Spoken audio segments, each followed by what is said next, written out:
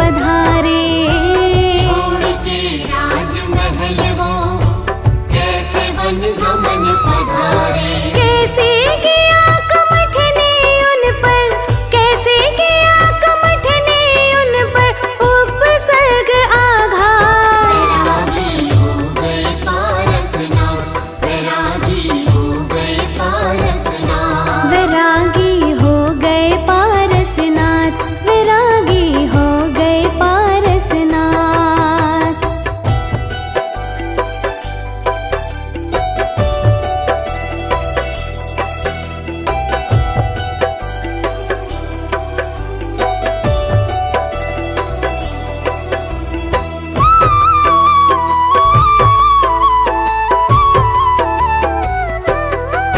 एक बार की बात है, पारसनाथ ने अपने मंत्रियों संतरियों से कहा, हमारा मन वन विहार करने का हो रहा है, वन विहार की तैयारी की जाए।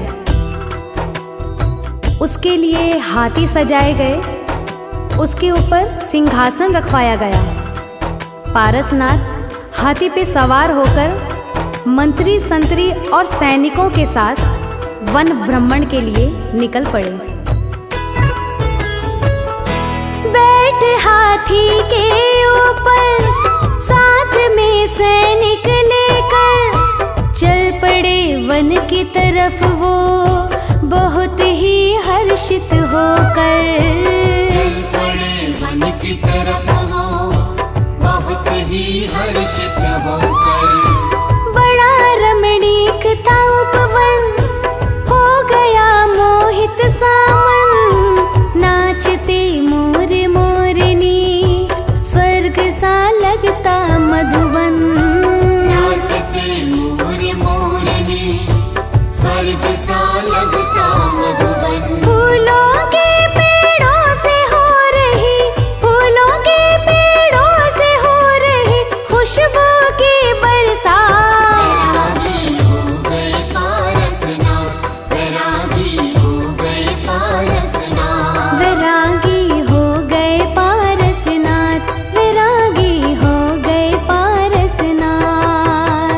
नमो नमो नमो नमो नमो नमो नमो नमो।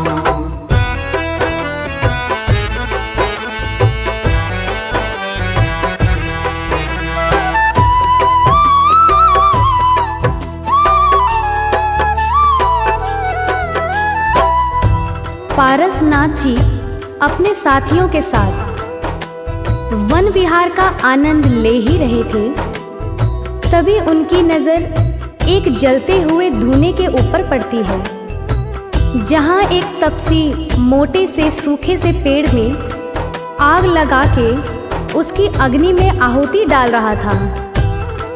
पारसनाथ जी अपने मनोयोग से जान जाते हैं कि उस लकड़ी के अंदर नाग नागिन का जोड़ा है।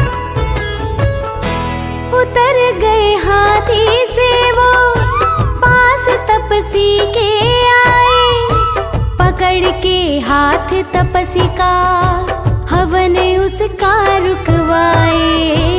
पकड़ के हाथ तपसी का हवन उसका रुकवाए।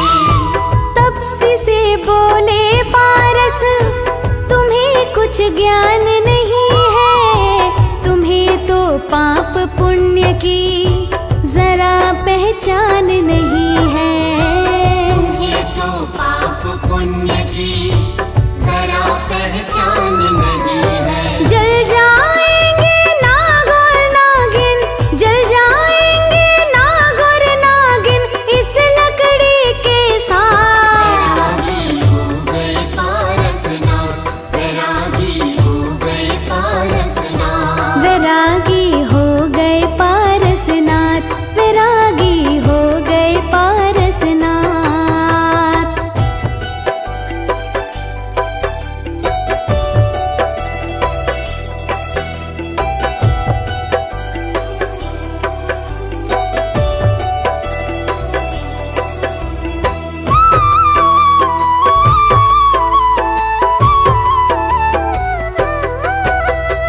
पारसनाथ की बात सुनकर कमट क्रोध में आ जाता है। क्रोध में भरकर बोलता है, आप कैसे कह सकते हैं कि जलती हुई इस लकड़ी के अंदर नाग नागिन का जोड़ा जल रहा है। पारसनाथ जी कहते हैं, यदि आपको मेरी बात पे विश्वास नहीं है तो इस जलती हुई लकड़ी को चीर के देखो, नाग नागिन है कि नहीं। तपसी ने उठा कुल्हाड़ी, खींच लकड़ी पे मारी, लकड़ी दो फाड़ हो गई, उठी जलती चिंगारी। लकड़ी दो फाड़ हो गई, उठी जलती चिंगारी। जल रहे नाग और नागिन बीच लकड़ी के अंदर, तपसी हैरान हो गया सामने सत्य देख कर। तपसी हैरान हो गया सामने सत्य देख कर। मरने को थे नाग और नागिन, मरने को थे नाग और नागिन, अग्नि में एक साथ। वैरागी हो गए पारसनाथ, वैरागी हो गए पारसनाथ। वैरागी हो गए पारसनाथ, वैरागी हो गए पारसनाथ। नमो नमो नमो नमो नमो नमो नमो नमो।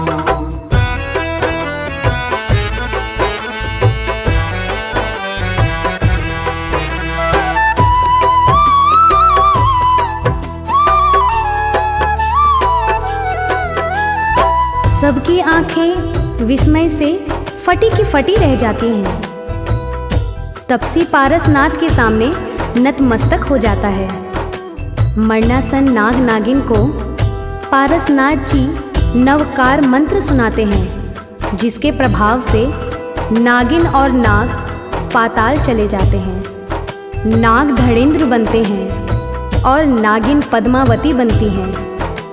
पारसनाथ जी का मन इस घटना से व्यथित हो जाता है, अतः वो अपने समस्त साथियों के साथ राजमहल वापस लौट जाते हैं। मर गए नाग और नागिन, नाग धड़ेंद्र हो गए, बनी पद्मावती नागिन, देवी देवेंद्र हो गए। बनी पद्मावती नागिन, देवी देवेंद्र हो गए। बसे पाताल लोक में दोनों सीधे चल करके, तपसी वो कमठ कहाया गया जब धरा से मर के। तपसी वो कमठ कहाया गया जब धरा से मर के। अब आगे की कथा की भक्तों, अब आगे की कथा की भक्तों, करती हूँ शुरुआत। वैरागी हो गए पारसनाथ, वैरागी हो गए पारसनाथ। वैरागी हो गए पारसनाथ, वैरागी हो गए पारसनाथ।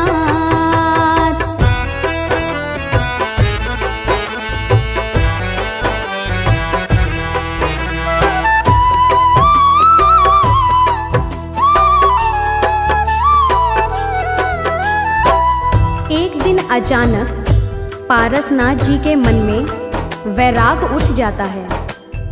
वो तप करने के लिए किसी विशाल वन में चले जाते हैं और कठोर तपस्या करने लगते हैं। पारसनाथ जी तपस्या में लीन हैं। आकाश मार्ग से वही तपसी जिसका यज्ञ पारसनाथ जी ने रुकवाया था, वही कमठ पारसनाथ को देख के पहचान जाता है। उसको पूर्व जन्म याद आ जाता है और वो बदला लेने की ठान लेता है। कमठ ने मन में ठानी, आज मैं बदला लूंगा, आज अपने दुश्मन को नहीं जिंदा छोड़ूंगा। आज अपने दुश्मन को नहीं जिंदा छोड़ूंगा। चलाए तेज